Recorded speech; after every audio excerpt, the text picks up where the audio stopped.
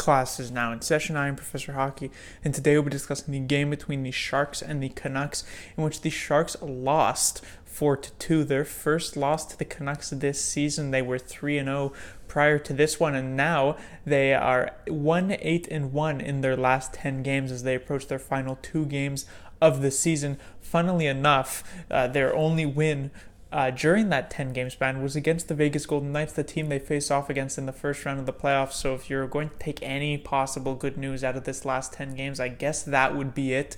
But that would probably be the only possible thing, because you take a look at some of those losses. Those were games against the Canucks here tonight, games against the Ducks, the Kings, the Red Wings, mostly bottom feeder teams in the NHL, the Florida Panthers. And it's not like the Sharks in any of those games against those bottom feeders were super dominant but somehow found a way to lose. Their best game against those teams was probably the one against maybe the Ducks, and even that wasn't that great.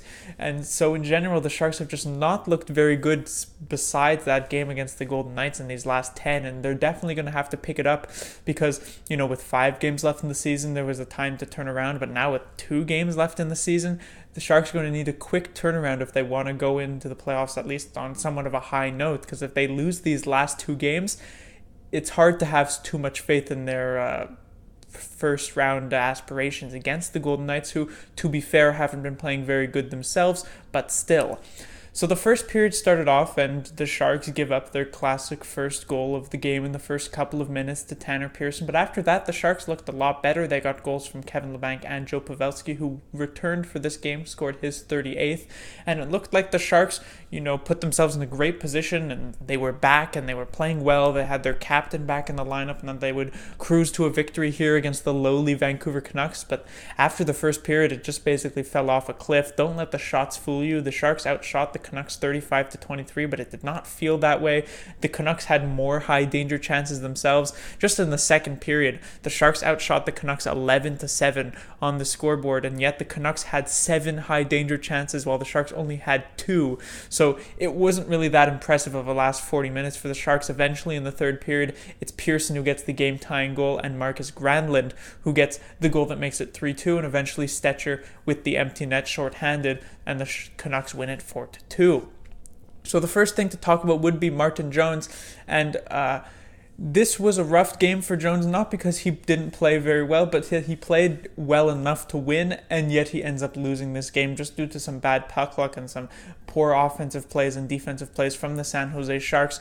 The first goal against Tanner Pearson was actually quite identical to some of the goals that we've seen against the Flames and the Golden Knights. Those pass in front for the quick one-timers while the man in front isn't covered. And those were, I've said before, are goals you'd like to see your goalie make, and that's probably still the case here with Martin Jones. But after that, he mostly locked it down, made some nice saves on Louis Eriksson breakaway, Elias Pettersson opportunity, a great save on Brock Besser. And so Jones was doing a great job at keeping the Sharks alive, waiting for them to maybe find their offensive legs again, but that never ended up happening. And it seems as though the hockey gods still did not want Martin Jones to win this game. They get a goal from Tanner Pearson that was most likely interference, at least in my mind. The refs didn't see my way, but at least I still believe that was goalie interference. And then they get a extremely lucky double or triple deflection for the Marcus Granlund goal. And so Martin Jones, not much of a chance on either of those two, and yet now he finds himself having led in 3 goals for another game here in a row. The Sharks have led in at the very least 3 goals in each of these last 10 games that they are 1-8-1 on, and this was a game that the Sharks looked like they could have potentially just let in 1 goal, and in the end they don't even end up with a single point. On to Jacob Middleton. He ended up playing over Joachim Ryan. I was discussing in my previous review that it would be interesting to see if the Sharks, now that they are completely locked into second place in the Pacific Division, if they would try somebody else over Ryan, and I suggested Middleton, and that's what happened here.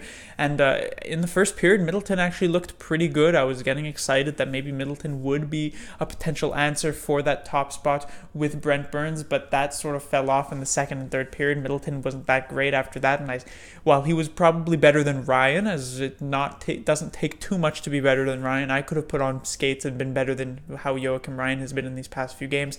It probably wasn't significantly better enough that he's a better option, especially considering while Ryan's still pretty young, he does have many more games of NHL experience than Middleton, and he has played in the playoffs a couple of times against the Golden Knights still. And so I don't think Middleton was good enough, like, Radim Shemek was in his first NHL game, although this isn't Middleton's first NHL game, that he was some sort of, game breaker, that he can stick with Brent Burns on that top pairing. So while it's possible Middleton gets another game against the Oilers on Thursday, I would not be too surprised if either the Sharks decide to go with maybe even a different AHL rookie in this game, maybe someone like Nick DeSimone, or if they just go back to Joakim Ryan as maybe like we benched you for one game, your spot is threatened, fight for it here. And that's technically a possibility, and maybe that will work out for the Sharks. On to Kevin Labanc. I'm going to be a bit more positive in this review because definitely a lot of negativity around the San Jose Sharks thus far, so I want to keep it a bit light here, as Kevin Labanc had a pretty decent game, at least in the first period. He ends up getting his goal. He's been quite good in these past few games, honestly enough. Very key depth scoring, over 50 points for Kevin Labanc now. I think he has 55 on the season, if I'm not mistaken. This is a player who the Sharks, at least in my opinion, were potentially considering trading, but he's been very good since the All-Star break. Going to be very key depth scoring against a team like the Golden Knights, who have depth scoring coming out of everywhere, as their top two lines are so good, and yet their third and fourth lines also can contribute. So they're definitely going to need Labanc to play well. Him on his line with Thornton and Sorensen looked good in the first period. Of course, Thornton getting 2 assists, and I believe tying Steve Yzerman for 9th all-time in assists, if I'm not mistaken. So that's a nice accomplishment for him. And so that third line is still going to be very key going on to the playoffs if the Sharks actually end up finding their offensive legs again. Finally, I'll talk about Jonas Donskoy, who was promoted to the second line after he started this game on the fourth line over someone like Gustav Nyquist, who was not having a very effective game at all.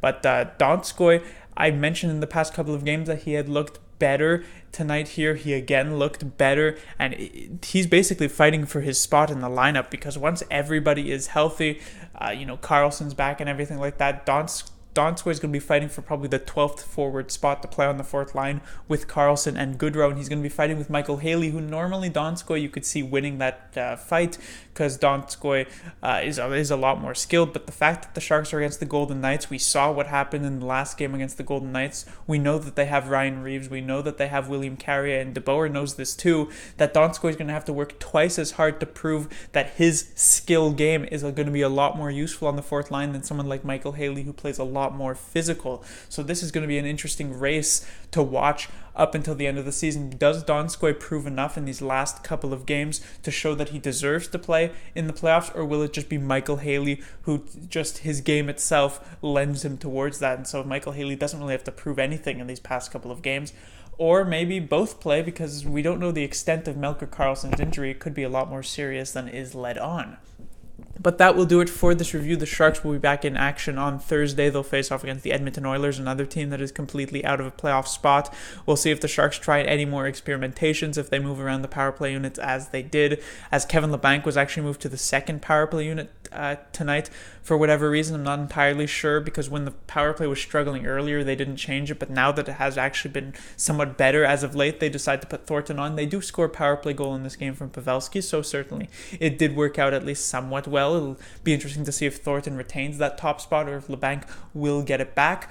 We'll see if as I said, the Sharks want to try someone else on defense with Brent Burns, because I feel like one of the major problems for the Sharks that isn't talked about that much, at least by non-Sharks fans. Most non-Sharks fans are saying, oh, the main problem here for the Sharks in the playoffs is Martin Jones, and that's most likely true, honestly enough. But a secondary problem here that I feel like isn't talked about too much by these analysts would be who is going to play with Brent Burns, because with Shemek out, who was so good with Burns, the only options here are Ryan, Heed, Middleton, or some other AHL rookie, or potentially some people have even been suggesting someone like Erik Karlsson plays with Brent Burns. I don't think any of these choices are optimal. We've seen Brent Burns and Erik Karlsson play together before, and it hasn't looked that great.